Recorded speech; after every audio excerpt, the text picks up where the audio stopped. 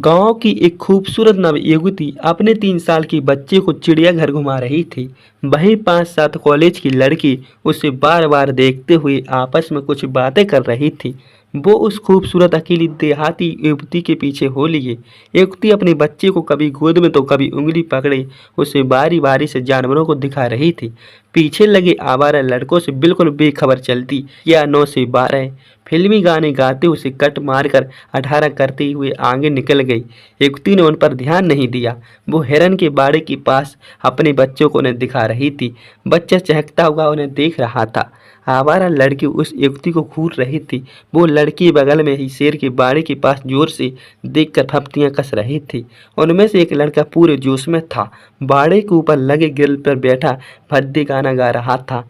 युवती बच्चे को लिए शेर को दिखाने चल पड़ी। युवती को देख ऐसा प्रतीक हो रहा था कि उसे उन लड़कों से तनक भी भय नहीं था। उन्हें अनदेखा अनसुना रही कर रही थी। ये वक्त अति उत्साहित हो उठा।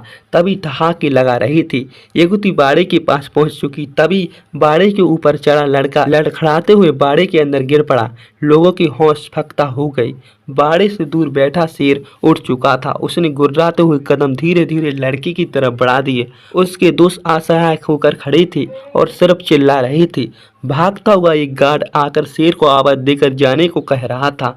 1 मिनट के भीतर अब अफरा तफरी मच चुकी थी। शेर को आधा देख गिरा हुआ लड़का डर से कांप रहा था। उसके जोश के साथ शायद होश भी ठंडी पड़ चुकी थी।